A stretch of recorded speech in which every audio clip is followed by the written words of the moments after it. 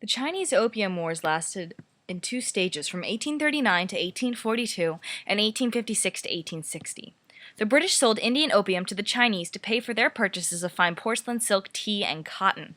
They didn't have the ability to play directly with money, so they used goods that they could appropriate from the Indian continent to pay the Chinese off, which led to increased drug use and illegal actions in China, and the government did all they could to stop it, but the British kept selling it and bribing merchants to trade with them. The Opium Wars led to a lot of economic problems within China and weakened their population. This trade also led to silver leaving the country and more people spending their money on opium instead of infrastructure and Chinese native businesses. It made it very difficult for the government of China to control the trade in and out of the country. To combat this, Lin Sitsu, one of the emperor's most competent generals, rounded up the addicts and harshly punished the drug dealers in China, not only to solve the problem but to set an example for people who would like to continue this process. A negative thing of the Opium Wars opened China up to a lot of outside trade and influence, and the Chinese saw the danger of capitalism. The Chinese wanted to protect themselves from the Europeans and create a new government, which led to a plethora of economic issues within the nation. This prompted the Chinese Civil War and a new government to take place, as the order of social ladder within the people had been disrupted, as well as a wish for a government run by people instead of corrupt merchants who would take bribes for opium. This is Logan Harris. During the First Opium War, there were few Protestant missions, though at the end of the Second Opium War between Great Britain and China, missions began to sprout. These missions practiced Christian belief. The missions were an opportunity for Western influences to spread into China, such as Christianity. The British government helped to assure that the missionaries stayed intact and remained as a part of Western China's structure. By the early 1900s, there were about 1 million Chinese Catholics and 250,000 Protestants with close to 3,500 missions. This is very different from where China was at with missions at the beginning of the Opium War, where they only had about 40 Protestants. Chiang Kai-shek, who eventually became the leader of the KMT, was a very religious man and followed Christianity. So in the long-term effect of how it relates to the Civil War of China, uh, the mission's impact on spreading this Western influence into China impacted Chiang Kai-shek's religious beliefs. I'm Swati and I'll be talking about the First Sino-Japanese War. The First Sino-Japanese War occurred from August 1st, 1894 to April 17th, 1895, and was fought between the Qing Empire of China and the Japanese Empire. This military conflict was fought over the control for Korea, and this was Japan's first overseas war after its return from isolation in the 1860s, and it saw the rapidly modernized Japanese armed forces inflict an embarrassing defeat on less successfully modernized Chinese forces. Most of the fighting took place in Korea and Manchuria, although the Japanese also invaded many provinces and several islands in China. The defeat for China helped encourage anti-foreign sentiment and played a part in the outbreak of the Boxer Rebellion. It also undermined the prestige of the Qing dynasty and thus played a part in the collapse of imperial rule in China in 1911. The fall of the Qing dynasty led to rise of warlords across China. However, Sun Yat-sen and the party, the KM, and many nationalists, or KMT, fought these warlords for power, and therefore became a power struggle between the KMT and the Chinese Communist Party, which would eventually become and result in the Chinese Civil War. So, I'm Abby Ferris, and the next event we'll be talking about is the Boxer Rebellion. So, this was a rebellion that occurred in late 1890 and went through 1901. And it was a rebellion from the Boxers, a Chinese secret society, which translated to Righteous and Harmonious Fists. And this rebellion was attempting to drive all foreigners from China. And so, because of growing economic impoverishment, a series of unfortunate disasters, and foreign aggression in the area, the Boxers began to increase their strength in the provinces of North China.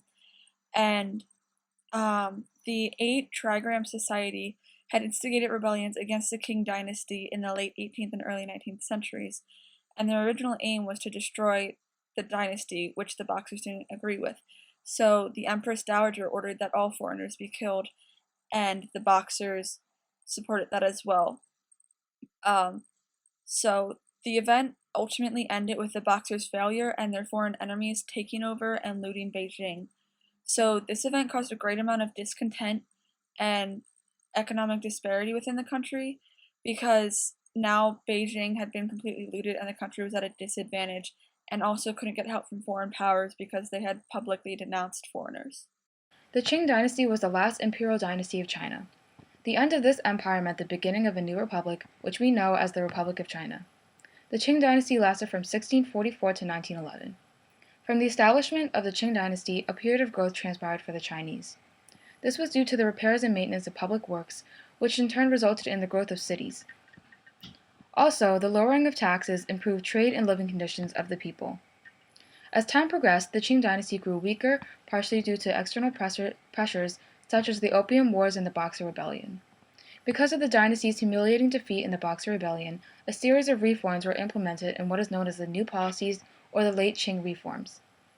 The reforms were ineffective, and to make matters worse, the Qing dynasty's central authority became weak and powerless when Empress and Emperor suddenly died in 1908. Prince Chen's oldest son, Puyi, aged 2, was ordered to the throne.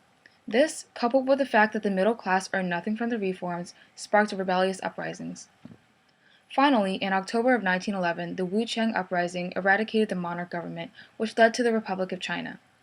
Transitioning from a series of monarchies to a republic was something the Chinese people had no experience with, thus the inevitability for conflict to occur. With China being a republic, the people now had to elect a party which would run the country. Multiple parties would vie for this position, thus creating competition, and with it, conflict that would define the beginning of the Republic of China. Therefore, adjusting to running a republic created the unstable conditions for the Chinese Civil War to erupt between the two opposing parties. Many historians blame the rule of Dowager Cixi as a main cause of the Chinese Civil War. Empress Cixi ruled the Chinese government from the years 1861 to 1908 in the late Qing dynasty. Cixi used the help of some powerful royal allies to gain a good share of power as de facto regent empress of China, taking the regency of empress for her deceased son. She solidified her power in 1875 when her nephew was named emperor. When he became too radical for her liking, Cixi took action and staged a coup where the reformers put the emperor on house arrest. As a result, the emperor was kept under house arrest for the rest of his life, all of his reforms were revoked, and the empress became the dominant political figure in China until her death in 1908. Her staged coup, overthrowing the emperor, who was a reformist, showed Cixi as a reactionary in a time where China truly needed reforming. Although she was not entirely against reform, during her rule she balanced reformist and conservative officials without ever committing the court completely to one side. Thus, successful reforms were of very few, and eventually the Boxer Rebellion against the reforms occurred, which further caused the Civil War, as Abby discussed. On a separate note, Empress Cixi was the first Chinese ruler to take advice from the West. Sensing a threat from foreign countries and their advanced technology, Cixi decided that China would learn from the Western powers and improve their industry. This didn't go exactly as planned, however, as Cixi's conservatism kept her from allowing much to be learned. Overall, the empress stirred the Chinese government by overthrowing the emperor and bringing new political ideas into the court. Her actions led to the fall of the Qing dynasty, thus bringing about conflicts and unrest throughout the country and pushing the nation closer to civil war. The Wuchang Uprising was a national uprising that served as the catalyst to the revolution in 1911, which most notably brought an end to the Qing dynasty. It began with the dissatisfaction of the handling of the railway crisis and eventually became a national revolt against Qing dynasty officials. The uprising was mainly a response to the decline of the Qing state, as government officials had proven ineffective in their efforts to modernize China and confront foreign aggression, which was a major factor in the crippling of the dynasty. The revolution ended formally when Puyi abdicated when he was just 6 years old, which ended the imperial era, and as the Republic of China was officially established, Sun Yat-sen was elected as a provisional president, even though he was actually traveling in the United States during the uprising, but eventually ceded power to Yuan Shikai. The biggest takeaway from the revolution were its ideals, which were nationalism, republicanism, modernization, and national unity, and these ideals make the Wuchang Uprising so significant as a long-term cause in terms of the Chinese Civil War because these were the ideals that became what distinguished the war and what distinguished the Republic of China that consequently was established, which ultimately means that these ideals, nationalism, republicanism, were kind of birthed in this uprising. They kind of were made public during this uprising and then became so important because of the uprising, which is why it is significant as a long-term cause when discussing the Chinese Civil War. Henry Puyi was the last of the Manchu emperors and the last emperor of China. He ascended the throne at the age of 3 in 1908 after the previous emperor Zai Tian died. Puyi was guided by his father, the regent Prince Chun, who was an indecisive leader, allowing a revolution to unfold. The Chinese Revolution of 1911 established a republic, but Puyi was allowed to continue as a puppet emperor in the imperial palace. The warlord period began in 1916 and was a consequence of the weak governance of the new republic. In 1924, Puyi fled to Japan, and in 1931, they declared him Emperor of Manchukuo as a Japanese puppet. At the end of World War II, he became a Soviet prisoner, and they gave him to the Chinese Communists in 1950, upon which he was rehabilitated and became an avid supporter of the Communists. Puyi's role in the Chinese Civil War was that of a weak emperor. Due to his boyhood and corrupt upbringing, he was unable to provide stability to the nation, which consequently led to the warlord period and created the instability needed for the war to occur. This is Jasmine Ference on the next long-term cause of the Chinese Civil War, and this was called the 21 Demands. So World War I allowed Japan to bring China under its control.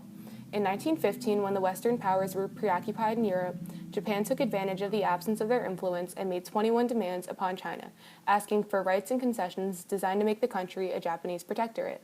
These 21 demands were presented to President Yuan Shikai on the 8th of January 1915.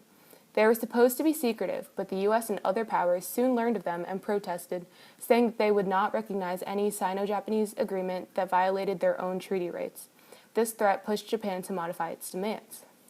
During war, the Chinese government signed 2 treaties, conclusively giving Japan special economic concessions and police rights in Manchuria, as well as in the eastern portion of Inner Mongolia.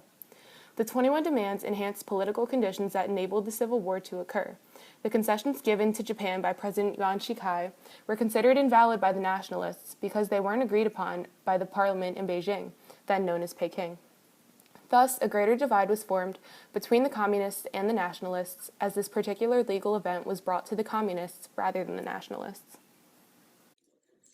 The National Protection War was a civil war also known as the Anti-Monarchy War and took place in China from 1915 to 1916. This event occurred 3 years after the last Chinese dynasty was overthrown, and in its place the Republic of China was established. This began as Yuan Shikai, the Republic's president, plotted the assassination against Song Jiuren in 1913. Sun Yat-sen started the Second Revolution against Yuan because of his plot to assassinate Song Jiuren. This revolution was unsuccessful, so Sun fled to Japan, and his province was dissolved. Yuan then declared himself the emperor of the Chinese Empire, and after this happened, military leaders of the Yunnan province declared their independence. These 2 leaders then organized the National Protection Army, and this army began an expedition against Yuan. Yuan sent 80,000 men in to attack Yunnan, and as a result, his troops suffered a major defeat in the province. After this, 8 more provinces declared their independence, and discord began to surface even inside the government in the national capital of Beijing. The result was that Yuan was forced to abdicate. The provinces rescinded their declaration of independence, and the National Protection War symbolizes the beginning of the separation between the North and the South after the establishment of the Republic of China. Hello, I am Justin Chang, and I'll be talking about the Kuomintang. The leader was Sun Yat-sen, who formed the party. However, after he died, the leadership was passed to Chiang Kai-shek. Sun's 3 principles of the people was a strong sense of nationalism, democracy, and people's livelihood. However, when moving to Kai-shek's leadership, the system was in fact fairly weak because of the weak leadership transfer and also a lack of reform of China's feudal system. And after World War II, when Japan lost, China's economy collapsed partly due to this, and hence that's why these long-term effects of or long-term impacted the Civil War, as many of the peasantry went against the Kuomintang and went with the CCP because of how weak they led. The Beiyang army was formed under the Qing dynasty, and its primary purpose was for a military reformation by the emperor. In 1911, however, when the Qing dynasty fell, the Beiyang government took its place, which led to a few years of stability, but then everything kind of fell apart, especially in the army, where there was only one man capable of holding the army together. And this man was Yuan Shikai, who was one of the top generals, and he was the only person capable of holding the army and preventing it from becoming too unstable to function. However, when he died, both of these happened. It became too unstable to function, and it split into a bunch of different factions, each controlled by a top general.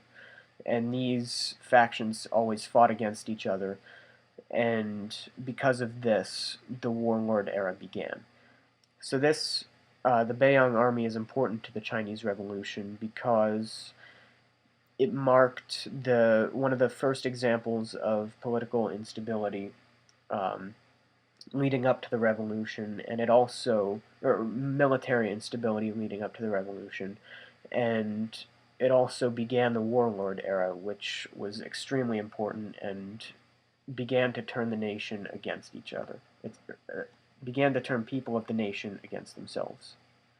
Yuan Shikai was a man who held many different military positions throughout his lifetime. In 1880, he joined the Qing army, where he was mainly positioned in Korea. At this time, he also helped to fight in the First Sino-Japanese War, and afterwards he was promoted to the governor of Shandong province, where he helped to suppress the rise of Boxers in the Boxer Rebellion. Later on, he was appointed the Governor General of Zili, where he continued to get more military power as he started to become charge of reforms for military aspects of northern China, such as schools, the police, and modern industry. He continued to rise in military power, and even after the revolution in 1911, when Sun Yat-sen took power, he actually took power from him as he was so much stronger in military might. And eventually, he also manipulated the government and assumed formal presidency in 1913. He also dissolved parliament and tried to assume dictatorial control and the title of emperor, but eventually the rebellions in the south won over Yuan during the War of Protection.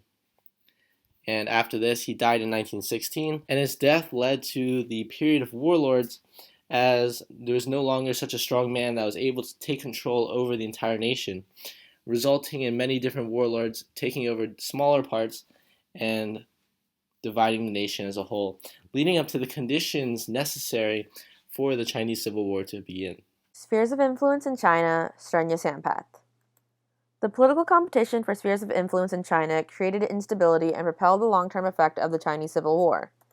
In the Opium War of 1839, unequal treaties opened treaty ports in China to foreign legal jurisdiction and foreign tariff control.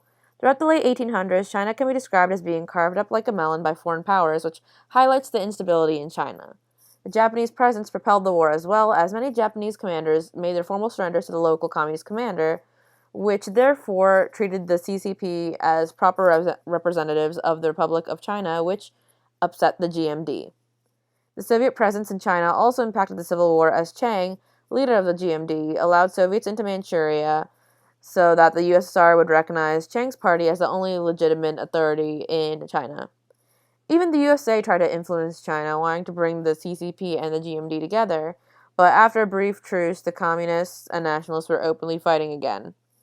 Overall, the unstable conditions brought by the spheres of influence and the foreign countries trying to influence China for their own political pursuits and power resulted in the long-term effect of the Chinese Civil War.